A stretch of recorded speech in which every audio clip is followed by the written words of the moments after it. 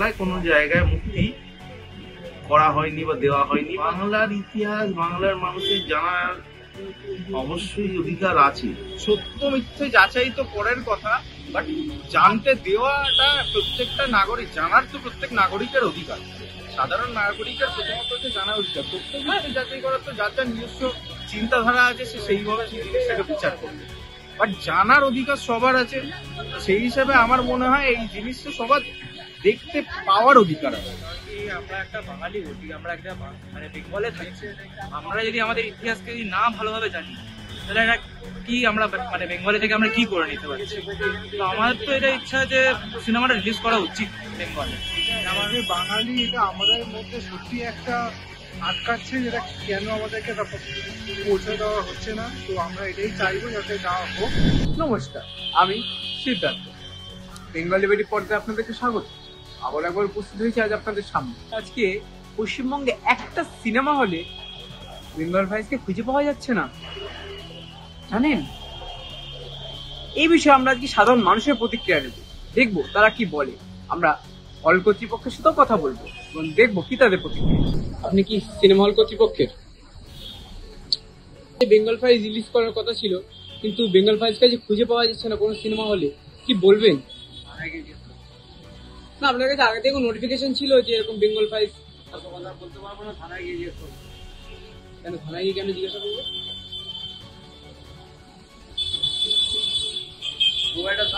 পশ্চিমবঙ্গের কোনো হলে বেঙ্গল ফাইলসকে দেখা অব্দি যাচ্ছেন, রিলিজ করতে দেওয়া হয়নি। এটা নিয়ে কি বলবে? সিনেমা প্রেমী হয়ে তোমার কিরকম লাগছে? আমার মনে হয় সিনেমাটা এটা যদিও বেঙ্গলের ওপর আধারিত, মানে বেঙ্গলের ওপর এটা এই সিনেমাটা তৈরি হচ্ছে, মনে হয় এই সিনেমাটা আমাদের বেঙ্গলে চালানো উচিত। ওয়েস্ট বেঙ্গলে এই সিনেমাটা দেখানো উচিত, কারণ এটা আমাদের ইতিহাস বলছে যে কি হয়েছিল বেঙ্গলে, না হয়েছিল। এটা অনেক বড় একটা জিনিস নিয়ে আমাদের মানে সিনেমাটা দেখানো হয়েছে। এটা না হতে দেওয়া এটা খুব একটা বাজে ব্যাপার। আমার এটা যতদূর ইচ্ছা যে এটা মানে ওয়েস্ট বেঙ্গলে রিলিজ করাটা উচিত। আচ্ছা, সিনেমাটার মধ্যে একটা ইতিহাস আছে, 1946 এ দ্য গ্রেট ক্যালকাটা কিলিং, জানোই? তো এটা আজকালকার দিনে ইউথ জেনারেশন, তুমি আমি, আমাদের তো জানা উচিত। আমরা বড় পর্দায় দেখলে আমরা আরো ভালো করে বুঝতে পারবো ব্যাপারটা। তো এই যে বাঙালি হয়ে বাংলার ইতিহাসকে বাংলায় আনা হচ্ছে না, তোমার কিরম লাগছে? বাঙালি হয়ে তোমার কিরম লাগছে? এটা তো খুবই খারাপ ব্যাপার, কারণ কি আমরা একটা বাঙালি বলি, আমরা একটা মানে বেঙ্গলে থাকছি। আমরা যদি আমাদের ইতিহাসকে যদি না ভালোভাবে জানি, তাহলে এটা কি আমরা মানে বেঙ্গলে থেকে আমরা কি করে নিতে পারছি? তো আমার তো এটা ইচ্ছা যে সিনেমাটা রিলিজ করা উচিত বেঙ্গলে। আমার মানে খুবই রিকোয়েস্ট করছি বেঙ্গল সরকারকে যে এই সিনেমাটা বেঙ্গলের উচিত মানে রিলিজ করা উচিত। সিনেমাটার পেছনে একটা ইতিহাস লুকিয়ে আছে, দ্য গ্রেট কিলিং ক্যালকাটা। এই ইতিহাসটা আমাদের ইউথ জেনারেশনের কাছে আসছে না, তারা জানতে পারছে না এই বিষয়টা। বড় পর্দায় সবারই জানা উচিত। তো এটা নিয়ে কি বাঙালি হয়ে বাংলার ইতিহাস আসছে না, তোমার কেমন লাগছে বাঙালি হয়ে বাঙালির মানে দৃষ্টিভঙ্গি? সবার প্রথম এটা আমি বলতে চাইবো যে সিনেমাটা এখন খুব একটা বড়সড় মিডিয়াম হয়ে দাঁড়িয়েছে। আমাদেরকে আমাদের যে ইতিহাসগুলো আমাদের বইয়ের পাতায় জানার কথা, সেইগুলো আমাদেরকে জানতে হয় আজকালকার দিনে হচ্ছে বই পড়ে এবং নতুন যে সিনেমাগুলো বেরোচ্ছে তার মধ্যে। আমি বলবো যে সত্য মিথ্যে যাচাই তো পরের কথা, বাট জানতে দেওয়াটা প্রত্যেকটা নাগরিক, জানার তো প্রত্যেক নাগরিকের অধিকার। সাধারণ নাগরিকের প্রথমত হচ্ছে জানা অধিকার। প্রত্যেক মিথ্যে যাচাই করার তো যার যার নিজস্ব চিন্তাধারা আছে, সে সেইভাবে সেটা বিচার করবে। বাট জানার অধিকার সবার আছে, সেই হিসাবে আমার মনে হয় এই জিনিসটা সবার দেখতে পাওয়ার অধিকার আছে। এটার মধ্যে 1946 এর ইতিহাস লুকিয়ে আছে, দ্য গ্রেট কিলিং কলকাতা বলে হয়তো শুনেছো। তো ওইটার ইতিহাসটা মানে আজকালকার দিনে ইউথ জেনারেশনের কাছে পৌঁছাচ্ছে না। আমাদের কাছে তো ইতিহাসটা জানা দরকার, আমাদের পৌঁছানো দরকার, পৌঁছে দেওয়া হচ্ছে না। এটা নিয়ে কি বলবো? একটা ইতিহাস, ওটা বাঙালি, বাংলার ইতিহাস যখন পৌঁছাচ্ছে না, তুমি কি বলবো? এটা বাঙালি হয়ে কেমন লাগছে? তো এটা অ্যাজ এ বাঙালি, এটা আমাদের মধ্যে সত্যি একটা আটকাচ্ছে, যেটা কেন আমাদেরকে পৌঁছে দেওয়া হচ্ছে না। তো আমরা এটাই চাইবো যাতে দেওয়া হোক, আর এটাই অনুরোধ করবো যাতে খুব শীঘ্রই এটা করা হোক, রিলিজটা করা হোক। আমরা কিন্তু এখন উপস্থিত রয়েছি একদম গোপাল পাঠার বাড়ি দোরগোড়ায়। তো আমি এখানে কেন, আপনাদের মনে প্রশ্ন আছে।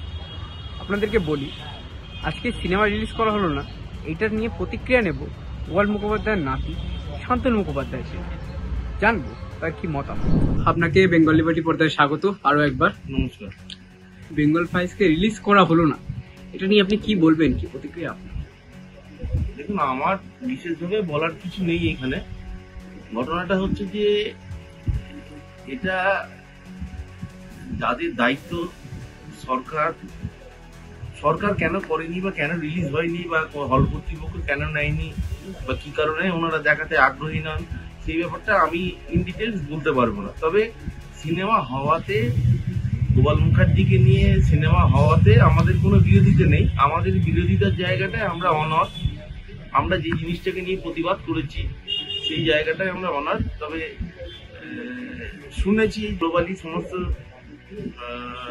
দেশে সিনেমাটা রিলিজ পেয়েছে, এখনো প্রতিক্রিয়া দেখতে পাইনি বা জানতেও পারিনি। বাংলায় কোনো জায়গায় মুক্তি করা হয়নি বা দেওয়া হয়নি বা যাই হোক, তো ইন ডিটেলসে সেটা আমি বলতে পারবো না, কারণ আমি তো বিয়ে নয় যে আমি পারমিশন দিয়ে নেবো, এরকম তো কোনো ব্যাপার নয়। এই আচ্ছা, এই বাংলার ইতিহাসকে বাংলাতেই আসতে দেওয়া হচ্ছে না। যখন হল কর্তৃপক্ষকে জিজ্ঞাসা করছি, তারা বলছে আপনি থানায় গিয়ে জিজ্ঞেস করুন। এটা কিরকম ধরনের উত্তর, যদি আপনি একটু বলেন। বাংলার ইতিহাস বাংলার মানুষের জানার অবশ্যই অধিকার আছে, নেই যে তা নয়। ইতিহাসটা ইতিহাসের মতো যদি হয়, নিশ্চয়ই তার অধিকার মানুষের রয়েছে। আর ইতিহাস বিকৃত যদি হয়, তো বিকৃত ইতিহাস মানুষের দেখে তাদের মানসিকতাটাও বিকৃতির জায়গায় যাবে। ইতিহাসের মতো যদি হয়, সেই জায়গাটাকে যদি কোনো রকম ভাবে কোনো মেলাইন না করা হয়, কোনো রকম ভাবে কাটাছেড়া না করা হয়, তাহলে মানুষের নিশ্চয়ই অধিকার আছে জানার বা দেখার, শোনার, সমস্ত কিছুর দিক থেকে।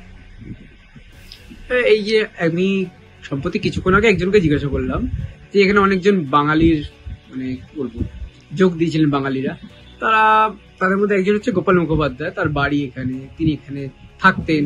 তার 23শে জানুয়ারির নেতাজি একটি মূর্তি নিয়ে আমরা এখানে দেখতে পারি। তো সেইটা নিয়ে সে বললো আমার এই বিষয়ে কোনো আইডিয়া নেই। যে বাঙালি যে ইউথ জেনারেশন, নতুন জেনারেশনের কাছে যে গোপাল মুখোপাধ্যায়ের গল্পটা পৌঁছচ্ছে না কোন রকম ভাবে, এটা নিয়ে আপনি একটু কি বলবেন? দেখুন, আমাদের বর্তমান প্রজন্ম, আমি একটুখানি পিছিয়ে যাচ্ছি। যখন যে বছর স্বাধীনতার তথাকথিত সাম্প্রদায়িকতার ভিত্তিতে যে স্বাধীনতা আমরা অর্জন করেছিলাম 15ই আগস্ট, ওই 15ই আগস্টের এক দুদিন আগে বা এক দুদিন পরে বা 15ই আগস্টের দিনে কোনো এক মিডিয়া পার্সন নন্দন চত্বরে কিছু টিনেজার ছেলে মেয়েদের, যারা স্কুলে বা কলেজে পড়াশোনা করছে, এইরকম ছেলে মেয়েদের একটা মানে নন্দন চত্বরে দান করে একটা সাক্ষাৎকার নিয়েছে। তাদেরকে প্রশ্ন করা হয়েছিল যে বন্দে মাতরমের রচয়িতা কে। তো তাদের মধ্যে থেকে একজন বলে যে বন্দে মাতরমের রচয়িতা হচ্ছে A.R. রহমান। আর একজনকে জিজ্ঞাসা করা হচ্ছে যে ভগৎ সিং কে। তো তার মধ্যে দুজন উত্তর দিল, একজন বললো অজয় দেবগন, আর একজন বললো ববি দেওয়াল। এই হচ্ছে আমাদের বর্তমান প্রজন্ম বা ভারতবর্ষের ভবিষ্যতের অবস্থা। তো সেক্ষেত্রে তারা যদি অজয় দেবগানকে বলে ভগৎ সিং আর বন্দে মাতরমের রচয়িতাকে বলা হচ্ছে A.R. রহমান, তো সেক্ষেত্রে গোপাল মুখার্জির মতন মানুষের স্বাধীনতা সংগ্রামে বলুন বা 46-এর দাঙ্গায় বলুন যে অবদান বা তার যে কর্মকাণ্ড, যার জন্য আজকে ভারতবর্ষের মানচিত্রটা অক্ষুণ্ণ রয়েছে, পশ্চিমবাংলা বা কলকাতা শহর এখনো পর্যন্ত বহাল তবিয়াতে রয়েছে, সেখানে মানুষজন হেঁটে চলে বেড়াচ্ছে। এই ইতিহাস কি করে জানবে তারা যদি এই ইতিহাস নিজেদের যে রূপ, সেই রূপটাকে যদি তারা জানতে না চায়, জানতে না পায়, তাদেরকে যদি জানতে না দেওয়া হয়, তাহলে কি করে সম্ভব? তারা এগোবে কি করে? তারা নিজেদের না জানলে নিজেদের অস্তিত্ব, নিজেদের ইতিহাস, নিজেদের পূর্বপুরুষেরা কার কি কর্মকাণ্ড, সেই জিনিসগুলো তাদের জানা অবশ্যই উচিত। সেটা সিনেমার মাধ্যমেই হোক বা বইয়ের মাধ্যমেই হোক বা সোশ্যাল মিডিয়ার মাধ্যমেই হোক। এই যে আমরা দেখতে পেলাম মুখ্যমন্ত্রীকে যখন এই প্রসঙ্গটা বলা হলো, মুখ্যমন্ত্রী যখন এই প্রসঙ্গে কথা বললেন, তিনি বললেন যে 46-এর আমাদের জানার কোনো মানে বাধ্যবাধকতা নেই, আমরা এক বর্তমানে বিশ্বাস করব, কিন্তু বর্তমানে পরিস্থিতি তো সেই 46-এর মতোই। তো এটা নিয়ে আপনি কি বলবেন? এই যে জানতে দেওয়া হচ্ছে না জোর করে। আচ্ছা, একটা ব্যাপারটা হচ্ছে, আমি আজকে একটা পরিণত বয়সের মানুষ, আমি কি কখনো আমার বাবা মা দাদুকে অস্বীকার করতে পারবো না। তেমনি আমার একটা জিনিস বলুন যে আমি মানছি, উনি মাননীয় এই কথাটা বলেছেন যে 46-এর দাঙ্গায় আমরা ছিলাম কোথায়, আমরা তখন বাচ্চা ছিলাম। তো না, এটা তো ঠিক কথা, খুব স্বাভাবিক কথা। আমরা সেই ইতিহাস নিয়ে কেন ইয়ে করবো? কিন্তু সেরকম প্যারালালি এরকম অনেক ইতিহাসই আছে, আমাদের পাঠ্যপুস্তকে পড়ানো হয়, আমাদের সেগুলো পড়ে পরীক্ষা দিয়ে আমরা পাস করে এসেছি। মুঘল সাম্রাজ্যের পতনের কারণ, মুঘল সাম্রাজ্যের ইতিহাস ইত্যাদি ইত্যাদি। আমি একটা ছোট্ট উদাহরণ দিলাম, এরকম প্রচুর ইতিহাস রয়েছে। যে ইতিহাসগুলো আমরা তখন কোথায়, আমরাও তো তখন সেই সময় ছিলাম না। যদি আমাদের ওই জিনিসগুলো জানার বা ওই জিনিসগুলোই বোঝার বা ওই জিনিসগুলো পড়েও যদি আমাদের পড়াশোনা করে সেগুলোকে লিখে পরীক্ষার খাতায় পাস করতে হয়, তাহলে আমার মনে হয় যে এইরকম একটা ইতিহাসের অধ্যায়, সেটা কালোই হোক বা সাদাই হোক আর রৌদ্রোজ্জ্বল হোক, অধ্যায়গুলো মানুষের জানা উচিত। মানুষের অধ্যায়গুলো জানা উচিত। আমরা যদি না জানি, আমরা যদি না বুঝি, আমাদের আগামী দিনে এগোতে সমস্যা হতেই পারে। একদমই তাই। সিনেমা প্রসঙ্গে আরেকবার ফিরে আসবো, যে যিনি গোপাল মুখোপাধ্যায় চরিত্র করেছিলেন সৌরভ, তিনি বললেন যে আমাকে যে স্ক্রিপ্ট দিয়ে দেওয়া হয়েছিল, আমি এই বিষয় সম্পর্কে জানতামই না, সেরকম আমাকে অভিনয় করতে বলা হয়েছিল বলে আমি করেছি। তো এইটা নিয়ে অনেক বিতর্ক উঠছে, এটা নিয়ে আপনি কি বলবেন? দেখুন, ব্যাপারটা হচ্ছে সৌরভ বাবু উনি একজন পেশাদার অভিনেতা। ওনার কাছে বিবেক অগ্নিহোত্রী বানালো কি সন্দীপ রায় বানালো কি কোন বড় ডাইরেক্টর বানালো, সঞ্জয় লীলা বানশালী সিনেমা বানালো, সেটা কথা হচ্ছে না। ওনাকে যেভাবে যোগাযোগ করবে, যেভাবে ওনাকে পারিশ্রমিক দেবে, সেই রকম ভাবে উনি ওনার প্রফেশন অনুযায়ী কাজ করবেন। একজন ডাক্তার কি বাদ বিচার করে বা বিবেচনা করে মানুষের চিকিৎসা করবে? এই গরিব মানুষের রাস্তায় শুয়ে রয়েছে, এই কোটিপতি লোক আছে, এই বড় বড় গাড়ি রয়েছে, বড় বিলাসবহুল ফ্ল্যাট রয়েছে, সেই সব বাদ বিচার বিবেচনা করে কি মানুষ তার দিয়ে করবে? তার প্রফেশন হচ্ছে সেই চিকিৎসক। সে চিকিৎসা সুবিধা সমস্ত মানুষকেই দেবে। ঠিক সেই রকম সৌরভ বাবু হচ্ছেন পেশাদারি ভাবে একজন চিত্র অভিনেতা। ওনার পেশাটাই হচ্ছে অভিনয় করা। উনি সেক্ষেত্রে স্ক্রিপ্ট দেওয়া হয়েছে, পড়েছে, এই জায়গাগুলো আমার মনে হয় না যে ওনার জায়গাতে উনি কোনো কিছু আমি কিছু ভুল ওনার জায়গাতে আমি দেখতে পাচ্ছি না, ওনার পেশাদারিত্ব জায়গায়। আচ্ছা, এই আপনি বললেন ইতিহাসের কথাটা, যে বারবার আমরা অন্যরকম মুঘলদের ইতিহাস পড়েছি, আমরা চেঙ্গিস খানের ইতিহাস পড়েছি, আরো অনেক এরকম মানে বাইরে থেকে আসা অনেক ইতিহাস পড়েছি, কিন্তু আমরা যে স্বদেশের ইতিহাসটা এখনো মানুষের কাছে পৌঁছাতে পারছে না, মানে যখন পৌঁছাতে যাচ্ছে সেটাও পৌঁছে দেওয়া হচ্ছে না। তো এটা নিয়ে আপনি যদি একটু ছোট করে বলেন, কেন আমাদের এই ইতিহাসগুলো কেন জানতে দেওয়া হচ্ছে না? আমরা আমাদের বাবা মা পূর্বপুরুষ দাদু তার দাদু এদের অবদান গুলো বা এদের যে কর্মকাণ্ড, এরা দেশের জন্য কতখানি ডেডিকেটেড, এদের কতটা কর্মকাণ্ড, এই জিনিসগুলো কেন জানতে দেওয়া হবে না? আমি জানি না এর মধ্যে কোন রকম কোনো অভিসন্ধি বা কোন রকম কোনো কারণ আছে কিনা, তবে এগুলো জানতে দেওয়া উচিত বা জানার প্রয়োজন আছে। এগুলো মানুষ না জানলে আগামী দিনে আমি যদি আমার পূর্বপুরুষকে না জানি, পূর্বপুরুষ সম্বন্ধে, তাহলে আমি কি করে এগোবো? তো আমি তো সেই গাছ থেকেই তো, সেই গাছেরই তো ফল। একদমই। আপনি কি চান সিনেমাটা পশ্চিমবঙ্গে রিলিজ করা হোক? দেখুন, আমার চাওয়া না চাওয়াতে কিছু এসে যায় বলে আমার মনে হয় না, তবে আমাদের প্রতিবাদের জায়গাটায় আমরা অনড়। তবে হ্যাঁ, সিনেমাটাকে যে জায়গা থেকে যতটুকু যে সোশ্যাল মিডিয়ার মাধ্যমে বা বিভিন্ন ক্লিপিং, বিভিন্ন রিলস থেকে যে প্রতিবাদের জায়গাটায় আমরা প্রতিবাদ করেছি, তবে আমার মনে হয় যে সিনেমাটা যদি দেখতে পেতাম বা দেখার সুযোগ হতো, তাহলে হয়তো আমাদের এই প্রতিবাদের জায়গাটা আরো জোরালো হতো, কেঁচো খুঁড়তে কেউটে বেরিয়ে পড়তো, আরো বেশি হয়তো জায়গায় কাটাছেড়া করা হয়েছে, সেই জিনিসগুলো দেখে আরো সেই জায়গাগুলোকে আরো রেকটিফাই করতে পারতাম বা সেই জায়গাগুলোকে নিয়ে আরো লড়াই করতে পারতাম। আজকে আপনাদের একটি বই বললেন আপনারা, আজকে ফার্স্ট অক্সফোর্ড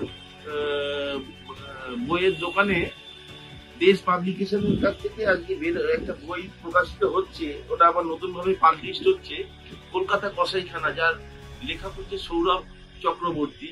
সেই বইটি আজ আবার নতুন করে প্রকাশিত হচ্ছে এবং তার সঙ্গে সঙ্গে এই অনুষ্ঠানটার সাথে সাথে আরেকটি মূল অনুষ্ঠান, যেটা হচ্ছে যে আগামী দিনে আমরা বাংলাকে বলুন বা ভারতে বলুন বা গোপাল মুখার্জি সম্পর্কে বা গোপাল মুখার্জির আরো ইন ডিটেলসে একটা বই আমাদের আসতে চলেছে, যার নাম হচ্ছে মহাগুরু। যাতে আপনি গোপাল মুখার্জি সম্বন্ধে, গোপাল মুখার্জির পরিবার সম্বন্ধে ইন ডিটেলস সমস্ত রকমের তথ্য আমরা আমাদের পরিবার থেকে চেষ্টা করব, যেটা জনগণের কাছে, মানুষের কাছে তুলে ধরা যায়। আমরা তখন দেখলাম মানুষ কি বলল, মানুষের মত, নানা মুনি নানা মত নানা পরিধান, বাকিটা আপনারা বুঝতে আর আপনারা বুঝে যান। তো অনেকেরই বেঙ্গল প্রাইজ নামটা শুনে গাত্রদাহন হলো। ওরা অনেকেই বললো যে না, সিনেমাটা রিলিজ করা উচিত। কোনো হলে আমরা দেখতে পাচ্ছি না, কোনো জায়গায় আমরা দেখতে পাচ্ছি না। আমি শান্তনু মুখোপাধ্যায়ের সাথেও কথা বললাম, জেনে নিলাম তারও বক্তব্য, তিনি কি বলেন। তো এরকম আরো ভিডিওর জন্য বেঙ্গল লিবার্টির সাথে যুক্ত থাকুন। বেঙ্গল লিবার্টির সাথে এতক্ষণ থাকার জন্য অসংখ্য ধন্যবাদ। আর গেলা সাংবাদিকতা, কাচিং সাংবাদিকতা এবং সাথী সাংবাদিকতা পাশে অসংখ্য ধন্যবাদ। ধর্মতলা থেকে সিদ্ধার্থের রিপোর্ট, বেঙ্গল লিবার্টি, কলকাতা।